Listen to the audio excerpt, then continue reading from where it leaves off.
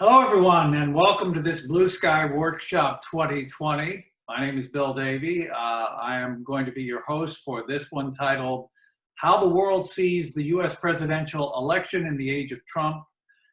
A little bit about the three speakers you'll be hearing in this Blue Sky Workshop at ICA 2020. I am the Board of Regents Support Fund Professor for the Department of Communication at the University of Louisiana at Lafayette. I hold graduate degrees from the Universities of Texas and Missouri. My specialty areas in research and scholarship include media law, ethics, broadcast journalism, education, and history.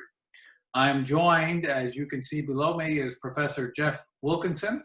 He is an associate professor and media scholar at Florida A&M University. He has also served as associate dean in the Sino-US College at the Beijing Institute of Technology. He was a tenured faculty member in broadcasting at the University of Tennessee before moving to Hong Kong, and he served in the International Journalism Program and the United International College in Zhuhai. And then I also want to call attention to Phil Arceneaux to my right here, who is Assistant Professor of Strategic Communication at Miami University of Ohio. His research interests include political public relations, public diplomacy, computational propaganda, and international law and policy. He also brings strategic communication experience spanning the U.S. Department of State, the U.S. Naval Academy, the CIA, and the Carnegie Endowment for International Peace Project for Countering Influence Operations to our panel today. And we want to thank you for taking time to click onto this Zoom meeting and join us. So I'll begin talking a little bit about what we're about today. I will hit share screen, and then I will go to my slides, and I hope we'll proceed from there. As I mentioned, this is how the world sees the U.S. in this age of Trump. Obviously, we proposed this panel before we had a pandemic upon us. So you could add to that title, because that's certainly going to be a part of what we're going to consider today. So let me go, I hope, to the next screen. I believe I better hit it right there. What are our objectives today? Well, we're dealing with several questions. President Trump's communication policies on immigration, trade, and dictatorships have been disruptive, we propose. And that is causing communication scholars to evaluate and ask how the White House policies and the world's framing are influencing the American appearance and image and policies abroad. President Trump's foreign policies have often been tweeted and have included thoughts about fighting terrorists abroad and strengthening U.S. security at home. His focus on the southern border wall has been particularly controversial, and his intolerance of illegal immigration has been a cornerstone of his domestic policy, along with his America First in terms of trade relations and diplomacy as a fixture of our worldview of his administration. Well, let's take a look at that worldview. You can see here that there is a difference of opinion throughout the world as far as which countries have the most and least amount of faith in the U.S. president. This is 6 months old now in terms of the data, but I don't have anything later, and I don't have anything besides the pandemic to suggest that these numbers may have changed. But as you can see, there are areas of the country where he enjoys at least 50% faith from countries who think he will do the right thing in world affairs, and that includes Israel and the Philippines, Kenya, Nigeria, India, and then of course we begin to see a drop-off in his support as we continue into Europe and one of our largest, the two largest Latin American neighbors, Brazil and Mexico. So overall, Israel, I want to spotlight a little bit, has the second highest rating of the USA in Pew's survey, with 71% of those polled viewing America in a favorable light. And let me add to that that this is principally part of his policies dealing with Iran and moving from Tel Aviv to Jerusalem, the embassy. Of course, there is his son-in-law, Jared Kushner, and we did notice from the polling data that there is a difference between the Israeli Jews and the Israeli Arabs. So we do want to look at Mexico, of course, and other Middle Eastern countries where the views are negative.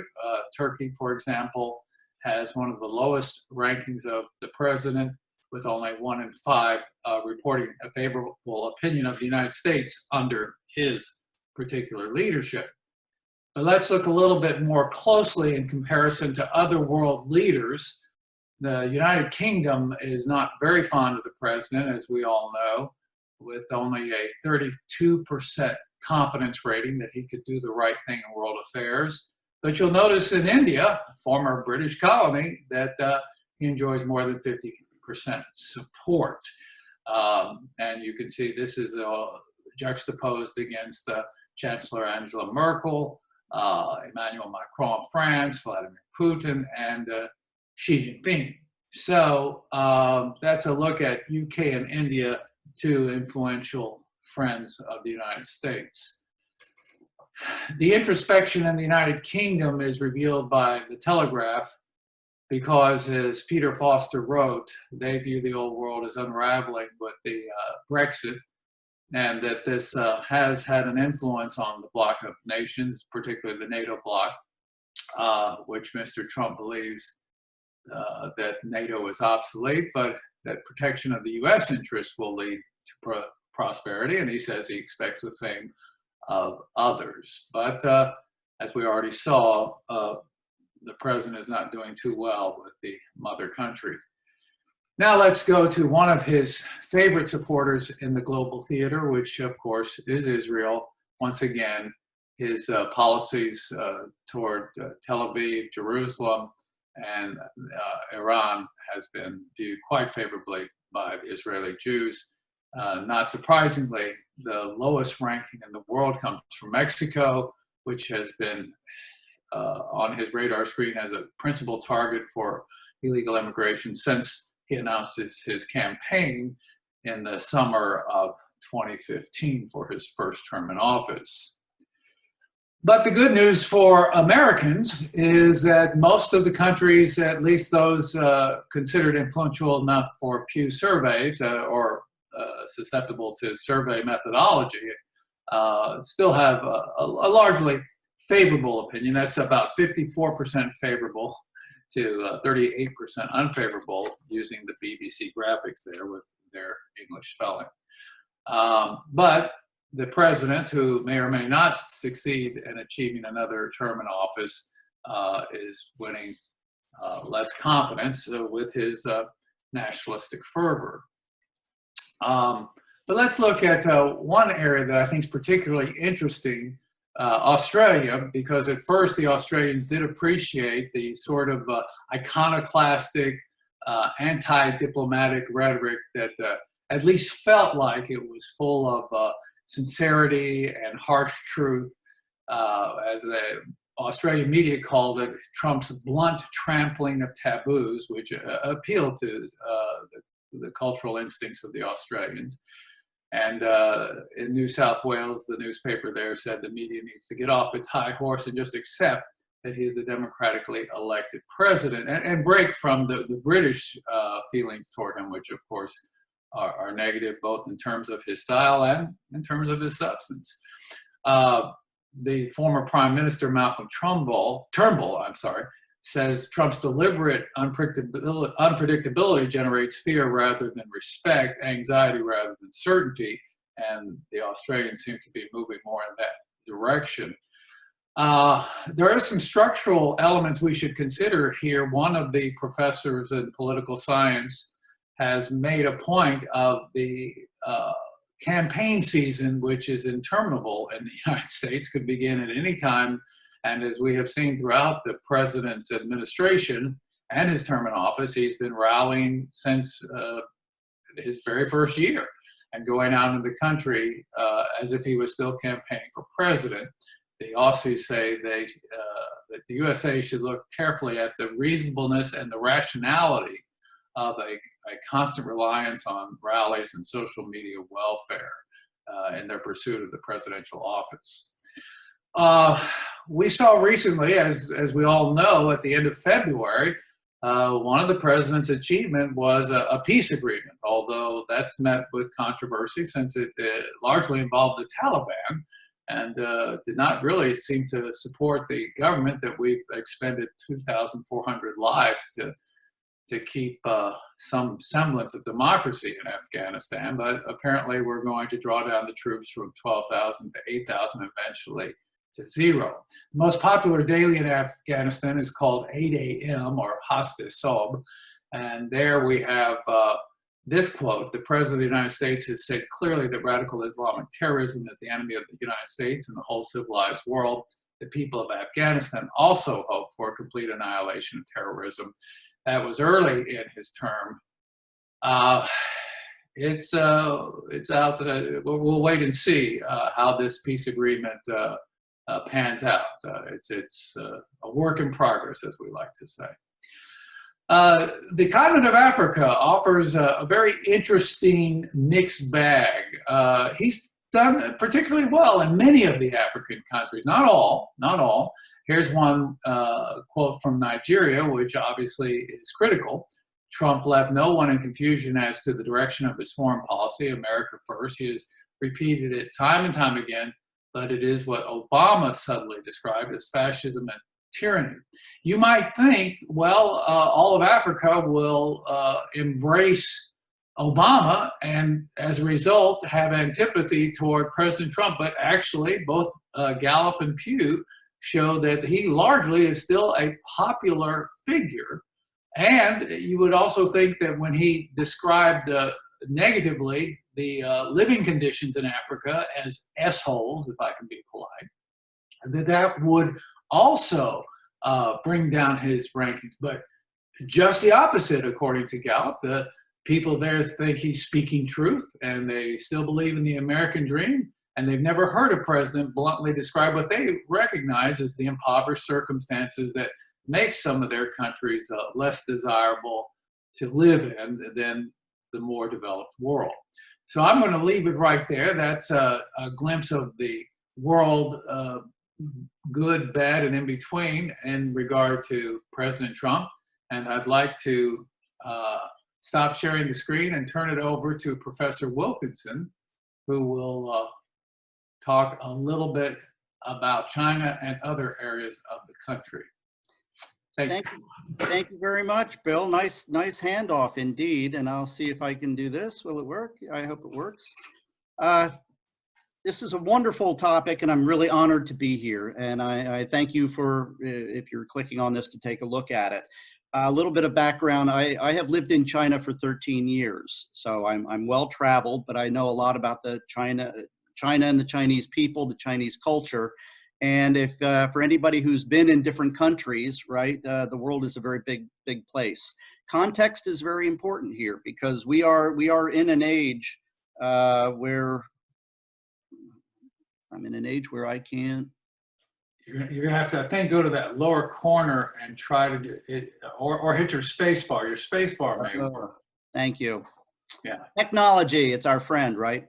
So context, this is a very special time for social scientists and people in communication because the world has changed a lot in the last 10 years and the rate of change does seem to be increasing. And I'll attribute some of that to broadband wireless networks going globally to go from 3G to 4G, now 5G, and having internet access and all the things that go with that. And that's that partially explains Trump's rise and also the rise of authoritarians around the world, because there's a very old body of knowledge about propaganda and persuasion and the tactics that are well used by authoritarians in particular to get their points across and to get people to back them. And that's kind of what we see here. So yeah, authoritarianism is on the rise, and what Trump is just one of them. And it's kind of he's been new. He's reshaped the American presidency in ways that we've never seen before. Some of those tactics that we see on display here, for example, division and doubt, the denial of expertise, the denial of evidence. This has been used since Germany in the 1930s, for example. It's been used, disinformation campaigns are very much a part of how one shapes a dialogue in order to take power, divide and conquer. And so he, whether it's all the different areas where he has challenged or dismissed the evidence, it can also be extended to our elections. He has a history since, as Bill said, since he first announced that he was running for president, he has been concerned about voter fraud. And in fact, he was so sure he would lose. Part of his campaign in 2016 was he knew it was going to be stolen from him because of voter fraud, and it stirred up his base. They all went out, and he narrowly got it through the Electoral College, not the popular vote. But since then, for 4 years, he said the popular vote was full of voter fraud. Now, you think about what that means for a minute. He has already undermined a very important, fundamental American institution of free democratic elections. And he has already put that in question. Just continually for 5 years, he said there's voter fraud, there's voter fraud. He gave formed this commission and put one of his, somebody who's loyal to him in charge of it, and it quietly went away because they couldn't find the evidence that they were talking about. But he still talks about it. It's also interesting how he is undermining the institution that he hopes will put him back or keep him in office, because the U.S. does have a law against election meddling, and yet he has gone on the record, on camera, famously saying he would like that opposition research on Joe Biden. The impeachment hearing was based on a phone call listened in by many people with the Ukraine, and enough to get the Democrats in Congress to say this is enough. So his tweets, which he does, and in fact he did today, he does every day, he uses the social media platform to stoke this confusion and to create more controversy.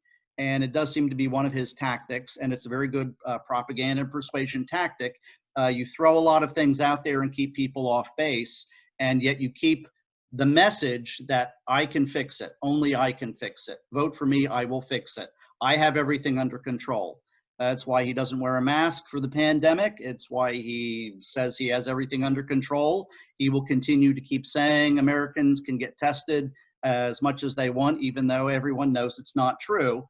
Because again, what I said before, that's part of the tactic, is to discount anything that disagrees with you. You just say it over and over, and as long as you can say it with a straight face, you may win. And with his base, it's proven to be very loyal to him.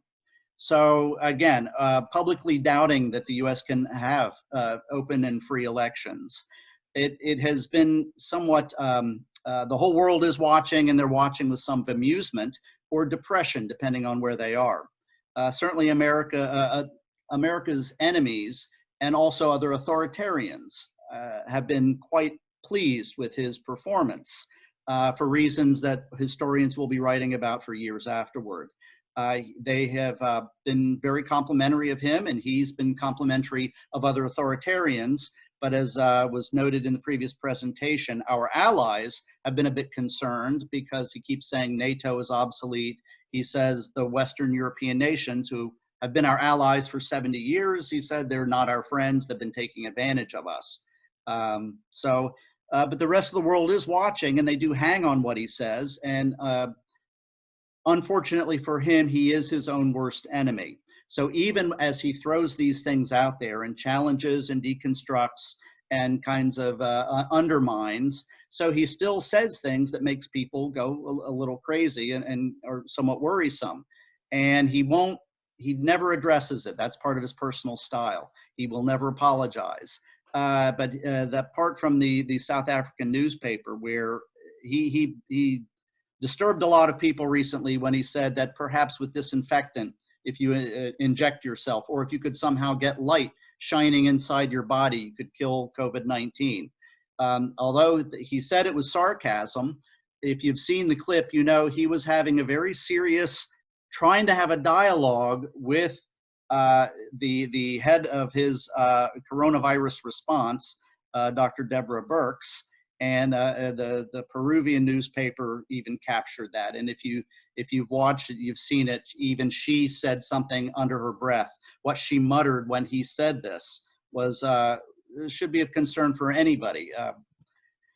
Now, that takes us to China. So where are we with the election, and how does the world look at all of this? Well, they're very concerned.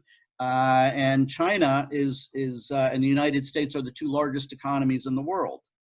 So it's been quite complicated because there's been a trade war for the last 3 years.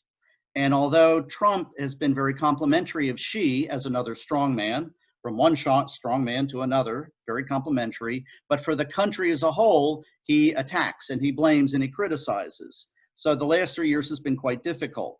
During my time in China 2 years ago, during the trade war, when it was first announced, I was instructed to convey to others under me that we were not even allowed to talk about the trade war. It was too sensitive in China. And they do take it very personally, and they didn't like it. They didn't understand why he was doing that, when even the American economists were saying a trade war was not a good idea. Nevertheless, there we are, and we're now in the 4th year. And still, he says that China will do anything they can to make him lose. That's been part of the pivot. He liked to say he was friends, and now he says no. That is their latest campaign tactic. They are saying that Biden is actually the Biden-Obama conspiracy is set up to make him lose. That's how it's all been set up. China has responded that it has no interest in interfering, although Trump was asked if he would take information from a country like them, and he said no. Or no, he'd take that back. He said he would. He's all in favor of opposition research on someone else. So the coronavirus disease has been a game changer for everything, and he has seen it as an opportunity. If he can rebrand it as the China virus rather than COVID-19, then it becomes a useful tool in the arsenal as a way to position himself as not being responsible. And we know famously in January and February and early March, he said, there's nothing there, it's nothing there, we have it all under control. And 80,000 deaths later, 1.4 million cases later, we're still grappling with it, and he is trying to deflect. And so if he could relabel it, find a scapegoat, then that can be to his advantage in the election. Now, when he is, because he can't help himself, and he says, we have done a very good job, the Chinese, again, they see him with a mixture of positive and negative. They do think he's a joke, a joker, a blowhard. They can't believe he's serious about it. They saw his, every time he says we have done a very good job, they took that as an admission of defeat. So he's unstable, and he's inconsistent, and he attacks their country. He makes everything about himself. But in China's view, this is their century. This is the time of China ascending to be the preeminent world power in the 21st century. They are convinced that America is on decline, and they will point directly to him. 2 years ago, if you went into the markets, I was looking for T-shirts with Donald Trump's face on them. There were none to be found, nothing. And that's also typical of Chinese culture. If you don't like someone, you don't mention them. If you're angry with someone, you don't even make eye contact. And you could see that nationally with the trade war. There were no T-shirts, there were no toys, there were no figures, nothing, no mention of him. He did not exist. And So that stands in contrast to Obama. I'm sorry to interrupt, but yes, it is. It is very much in contrast. Yeah. So, but on the other hand, he stayed out of attacking them on human rights. They're happy about that. As they try to control the countries or the populations in Tibet and in the Western provinces, the United States has been silent. And so they don't like him, but ultimately, you know, they kind of like what he's doing because they only stand to gain. As America continues to decline with this chaotic, divisive style and approach to leading the country, withdrawing us from the world stage, this gives China an opportunity to step in. Now, after the election in November, we're still going into more uncharted territory because both sides will claim that it has been stolen. Either way, we're looking at paralysis. And there are some legitimate fears, given the base that is supporting Trump. They tend toward violence and xenophobia, nationalistic elements, and so we'll have to watch and see what happens. So that was my part of it for as far as the worldview, and in particular drilling in on the very complex relationship between China and the United States. Thank you. Thank you very much, Professor Wilkinson. We're very happy to have one of our newest professors for the University of Miami, Ohio, join us and respond to our comments and perhaps add a few of his own. Dr. Arceneaux. You're going to have to turn on your mic. Where you can't hear. You turn it off and then you forget to turn it back on. There you go. So yes, so rather than have my own presentation, I thought I would offer some more supplemental thoughts and then a few rebuttals from things that were mentioned in your presentations. First off, the one thing that kind of struck me the most is the title of this presentation is and to paraphrase, the way the world sees the U.S. presidential election, right? And mostly what we did was we talked about how the world sees the United States, very much irrespective of the election. Yeah. And the one word that almost went unmentioned, and Jeff, you did mention it once, only once in this entire presentation have we said the word Biden, right? No one's talking about Joe Biden. This is not a one-man election, right? An election is naturally a state between at least a minimum of two people. And if we talk about the U.S. presidential election for 2020, it is between President Trump and the challenger, Joe Biden. Well, as a public relations person, this is very telling that no one's talking about Biden. He's receiving zero earned media. We're all saying what Trump is saying, but no one is saying what Joe Biden is saying. No one is quoting what the Biden campaign is trying to put out there. And that is incredibly damaging to his campaign and his ability to compete in this election, right? On those thoughts, when we look at from a global standpoint, first off of the election, Joe Biden is not even the Democratic nominee at this point, right? The primaries were suspended. He only has 14, he's approximately 271 delegates shy of receiving the Democratic nomination. Until we have a Democratic convention, there is no Democratic Democratic nominee for election at this point. We all assume it's going to be Joe Biden because all of his challengers have dropped out of the race, but technically we still have no Democratic nominee running in this election. On top of that, the Biden campaign has gone largely silent since the pandemic happened, and it's completely understandable. You do not want to politicize a national, global health pandemic that many Americans are losing their jobs or dying from. It's not something you want to politicize. But at the same time, President Trump has an extended position because he is still acting in a somewhat presidential manner. Some people would say very presidential, others would not, but he's still acting in a leadership and an authority role, whereas the Biden campaign is largely sidelined. They cannot do much of anything right now. So the light is still only much more on President Trump and his again, he's not overly campaigning, but anything he does, as we've mentioned, he's always campaigning. He's never not campaigning. So that very much bodes in favor of President Trump. And also something that happened as not a millennial, calling myself a millennial, but as a younger person, for someone who the world revolves around social media, whether you like President Trump or not and his use of social media, one thing that has been very apparent to younger people and why Joe Biden has struggled to court the young vote is because he's not social media savvy. He has a great social media team, but he himself is not social media savvy. And that has very much come through in his post-pandemic his campaign's post-pandemic social media communication. His tweets are the most dry and boring things. They're not lively or energetic. He doesn't do, he doesn't record himself. He basically just tweets out generic, but something that would come out of a press release. And it's not speaking to younger bases, people that he's going to need to get out if he wants to try and win the vote. So that being said about the domestic context of this election, the lack of a Biden presence, largely, going into this and very much so since this pandemic has taken effect.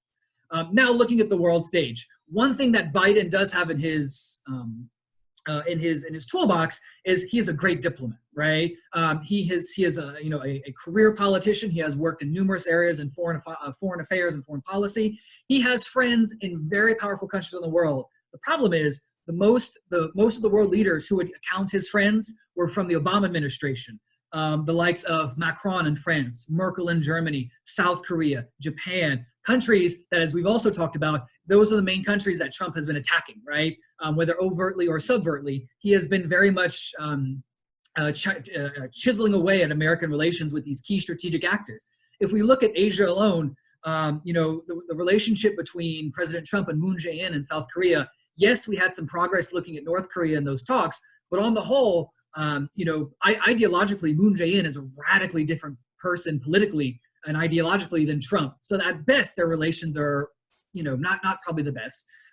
Adding to that, Trump has been pushing that South Korea needs to, I think I saw, quintuple its defense budget to match what the United States has been putting there, putting a significant strain on the South Korean economy. At the same time that South Korean and Japanese relations have never been great, but have been a little bit of a downward spiral. There are hopes that this pandemic will actually help these two pro-democratic countries kind of mend some of their animosity. But on the whole, we see our two largest allies in East Asia are, one, losing their relationship with the United States, and they're struggling to maintain their relationship between each other. If we don't have a strong power like the United States to broker some kind of peace between those two, or kind of keep them together as allies, that is very, a bad omen for the prospects of democratic ideology moving forward in Asia, again, with this rise of China.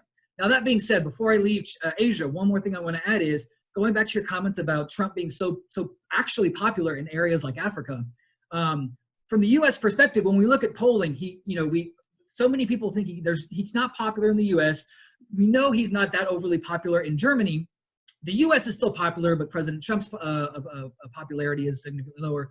But outside of that, that's our worldview. As Walter Lippmann said, the world outside in the pictures of our head, that's our worldview. We still think in a liberal world order perspective. What does the U.S. think, and what does Europe think?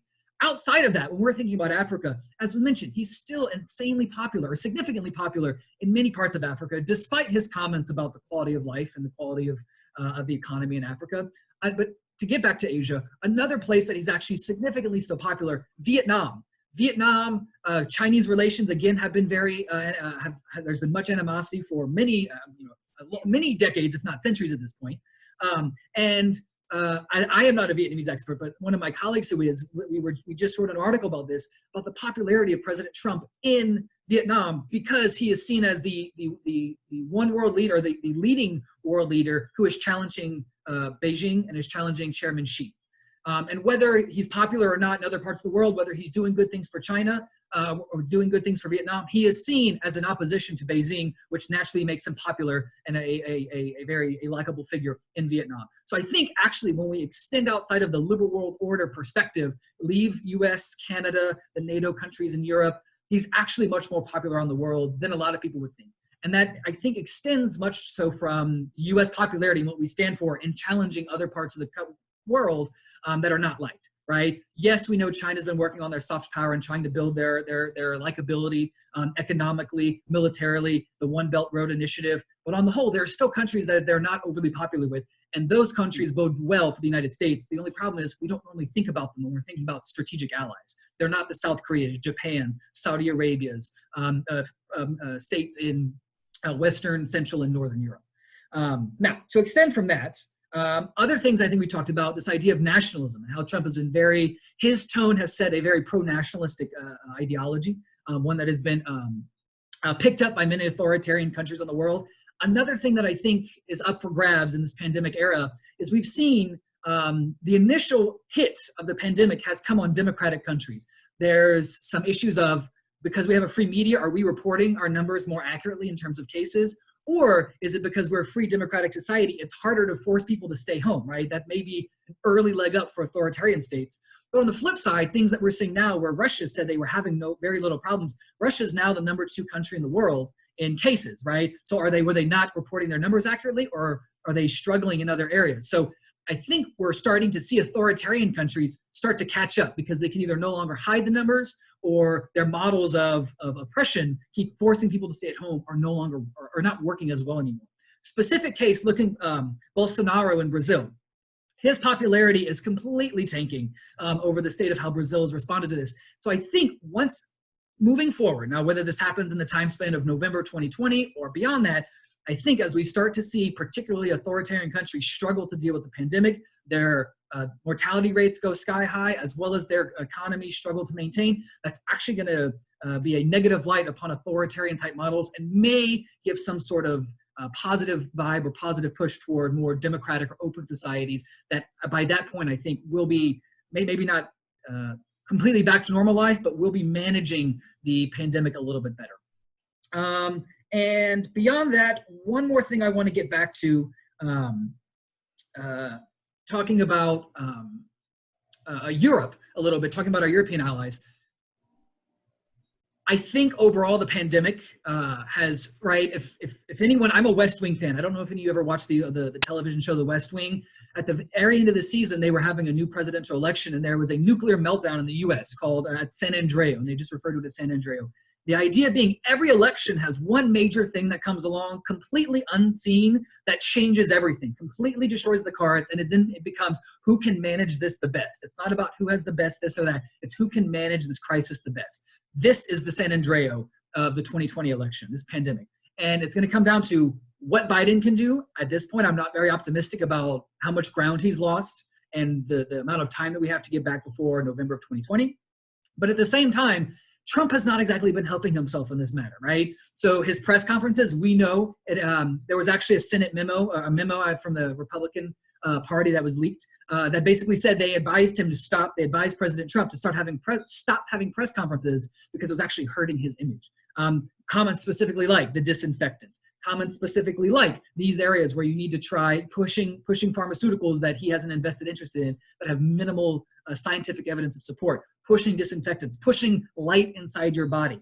On top of that, we've also seen presidential behavior that has not been the best for foreign relations, specifically President Trump trying to buy out a pharmaceutical company in Germany that was looking like it was moving toward progress on some sort of vaccine or treatment for the pandemic, bringing them to the United States.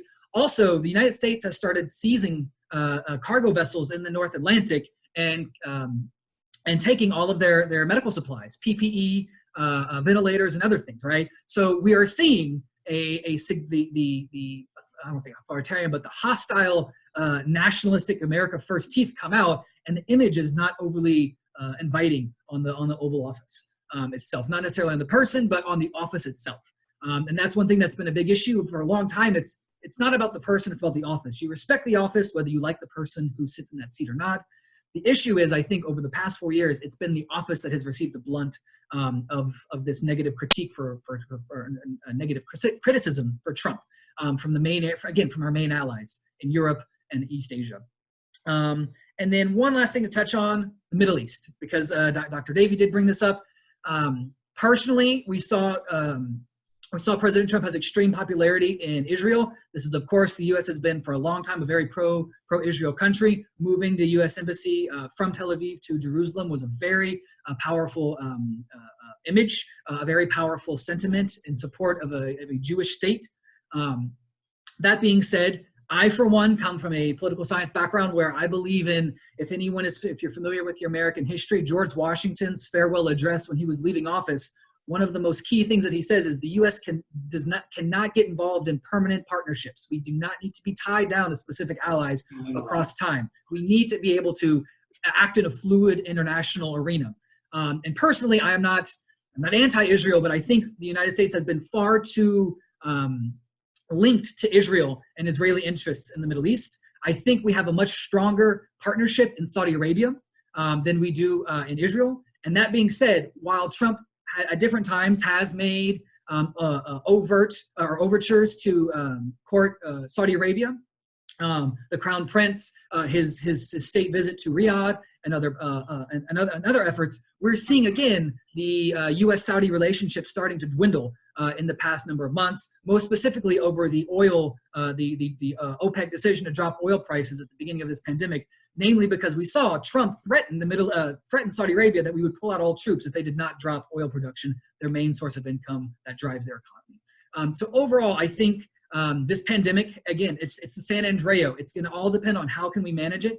I don't think it's going to bode overly well for the Trump administration and the Trump campaign, but the greatest X factor is going to be how can the Biden campaign come back and engage in, I mean, what's going to have to be at this point, exemplary public relations to try and get back with the American public, to get back with an international public, to emphasize what they can bring that will counteract change what we've seen in the last 4 years and change the Trump administration's view moving forward 2020 and beyond. So with that, those are all my thoughts, and I turn it back over to you, Dr. Davie. Well, thank you, Dr. Arceneaux. Some provocative and exciting ideas that I think are worthy of our Q&A period that we've scheduled here. Dr. Wilkinson, would you like to respond first? Yes, thank you. I brought up some very good things, Professor Arceneaux.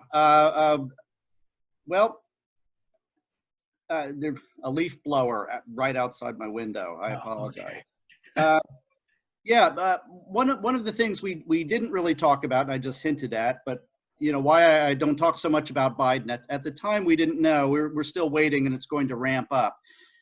The topic was on the election. There's so many things we could talk about. Donald Trump is trying to get rid of the post office. He and his allies are actively looking at ways to not do mail-in ballots. So just the question whether there's even going to be an election. And legally there has to be. I know there has to be. The Constitution's very clear about it, but that hasn't stopped him in the past, and he does seem to have the Senate in lockstep behind him. So this will go on. There's a lot more beside about the election and how it works. As far as China and the number of the pandemic has really thrown the world for a loop.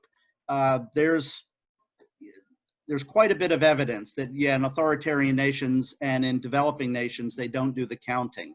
One thing that is unique to American culture is that we like to count everything. And it's just kind of an obsession. And we count it and we count it. We love data. That is uniquely American or Western. It is part of our culture. So we do count obsessively until the numbers look bad. And right now in our country, interestingly enough, I'm in Florida.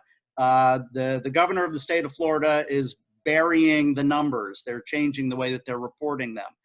There are certain states in the Midwest that wait at the end of the day before they will report what their figures are, report after the evening news. So there's strategies that is being done with the numbers, and you know, no way to know.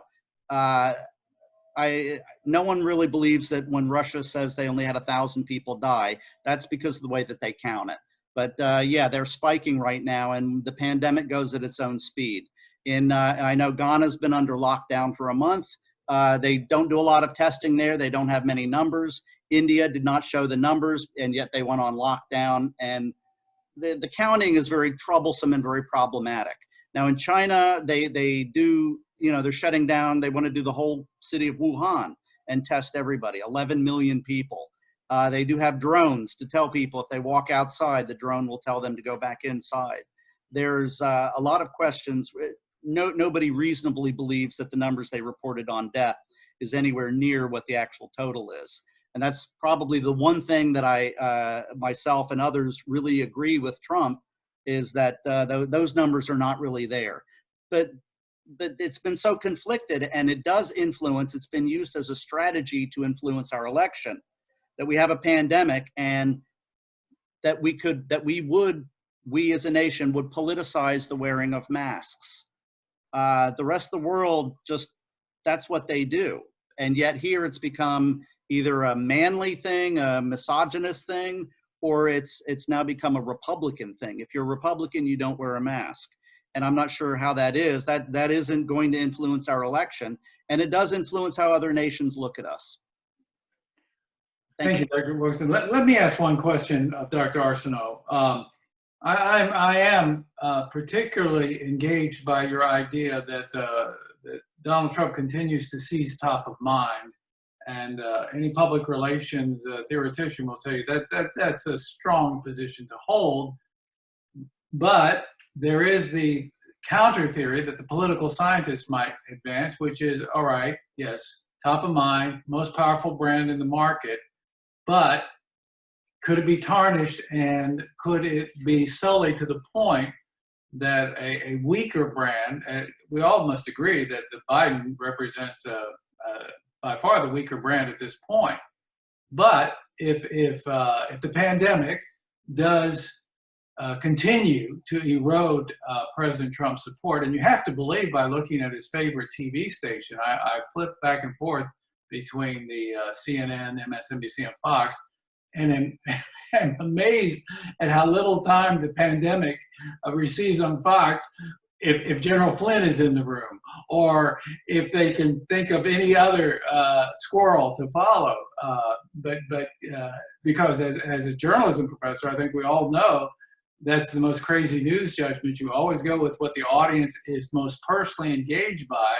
And the audience of the world is engaged by sheltering at home.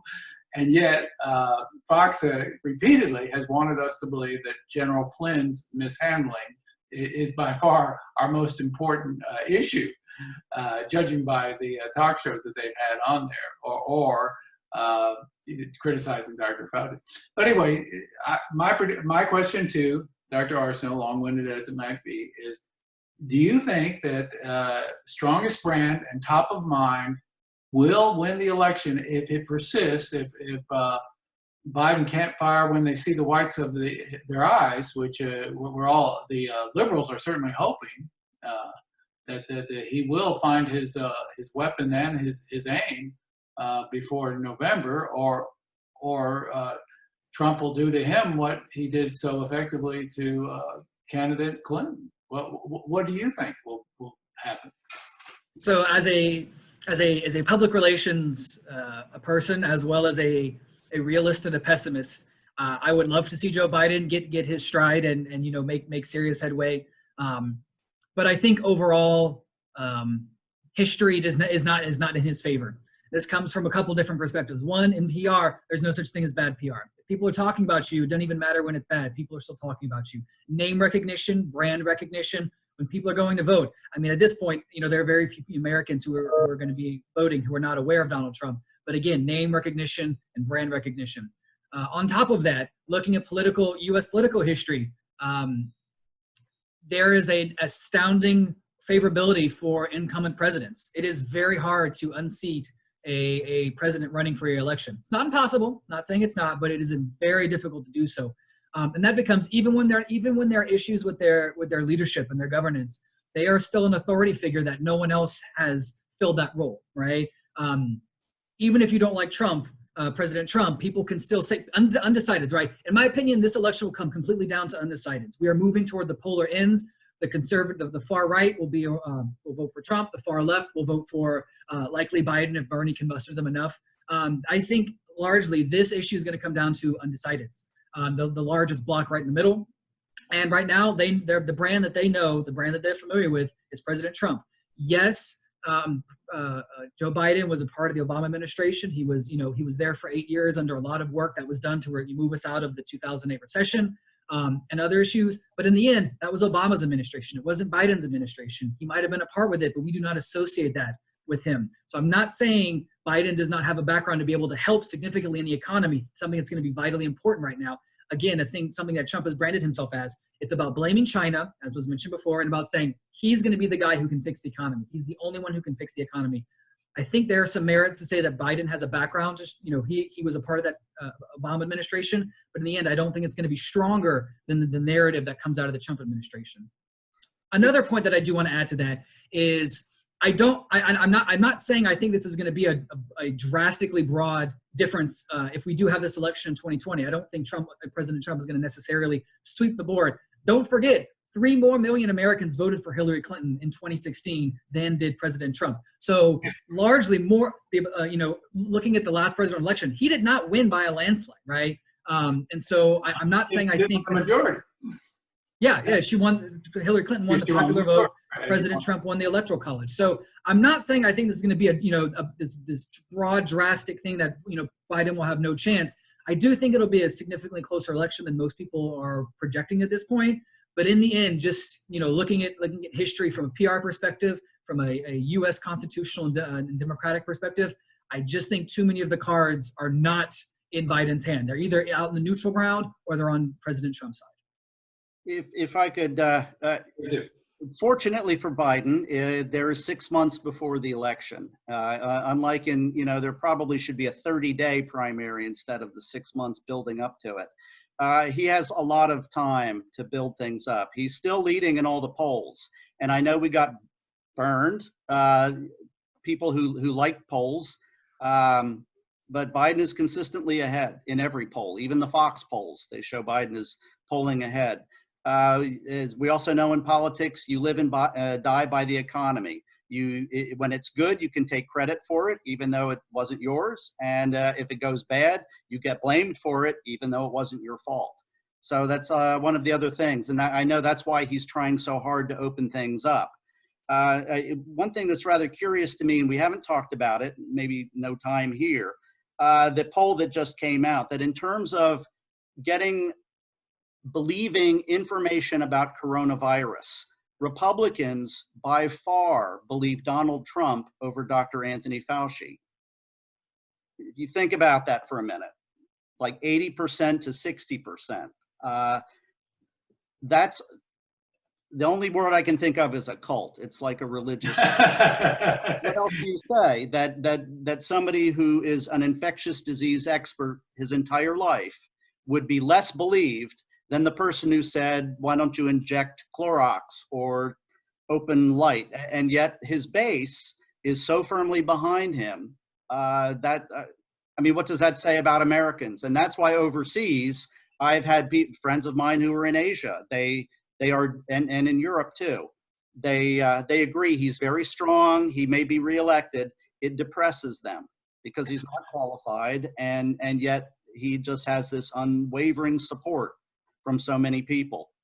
Identity politics is a very powerful issue in the United States now, and it does create sort of loyalty. To say that the president should be accepted because he has a few rough edges, which I've heard from his base supporters. I think a few rough edges. And I try to be a neutral observer. All journalists are supposed to find that happy ground where you just report the facts. But it shows to me that the loyalty to your own identity at the end of the day is tremendous, and it actually solidifies in the face of what they see as the liberal cabal, the deep state, the hugely biased media, the unfair coverage, and the hostile questioning by reporters, and that I think supports that. Dr. Arceneaux, you want to close us out with any final thoughts, since we both picked you apart a little bit? Definitely. Something to add to these two thoughts that you just said. Social identity theory. We live in a time where it's all about who is part of our in-group, and whoever is not in our in-group is the opposition. They are the outsiders. Personally, for me, it explains most of social science, right? We are social scientists, and explains everything to me can be boiled down to some extent to social identity theory. The idea of in-grouping versus out-grouping and adversarial attacks on the out-group. In this case, in the United States, we're very much falling into the cognitive psychology of in-grouping and out-grouping. It's happening largely down political ideological lines, right? So whether you're Republican, Democrat, or whether you're conservative or liberal, Trump is a conservative, so the conservatives are going to believe him. Fauci is a scientist, largely viewed, and I don't know why this association happens, but largely viewed as a more liberal identity. And so the conservative base, and I do not want to stereotype and clump the entire conservative base into this, but these people we're talking about, the significant chunk poll that finds President Trump more credible, it's all about cognitive psychology and human nature. And the last thing I'll bring in, and I'm not a political scientist. It is my outside area, but it is not my core area. from someone who specializes in international relations, one of the most key fundamental debates in all of international relations theory is, are states rational actors? Are they rational or are they irrational? And I think that's completely fair to bring into this realm of are Americans, as our political system, as our political process, is it rational? We can explain out so many things, but there's absolutely no way to explain out everything. And I think we're in a time where things are just not rational these days. There is no logical, scientific way that we can explain out some of the things that are happening, because we are beyond a world of rationalism right now. And I think it's only growing with this growing nature of social identity theory, nationalism, all these different kind of terms that have been buzzwords over the past growing years. It's all a function of human psychology, and I think it's a natural cycle. We will hit an apex of this where we no longer like it. It's too much. We're all sickened by it, and nature naturally corrects itself. We are just right now at a point of nature where we don't like it, but give it 20 years, 50 years, nature is always, everything in nature is cyclical. And we will eventually come out of this sometime in the distant future, probably not near as close as any of us would like. But I do think this is it's human nature right now, whether it's rational or irrational. It's where we're at as a society and as a political system. And on that note of rationality and the hope that that this pandemic may bring us to the rational solutions of science, and that our old normal, which won't be exactly the same, will return so that we have less fear and more reasonable discourse in our politics as an outcome. We'll see. We'll see if our political system corrects itself in November. But we have 6 months. The Australians say 8 weeks is plenty. I'm beginning to think they may be right. But thank you, gentlemen, for joining me on this panel. And we want to thank our viewers who are downloading this Zoomcast, if you will. And also special thanks to Dr. Arceneaux for recording it and setting it up for us. I think and reserving the Oval Office to broadcast. Yeah, to set the tone. And we will resume this conversation, and in 6 months we'll know who's right and who's left. All right. Thank you, gentlemen. Thank you.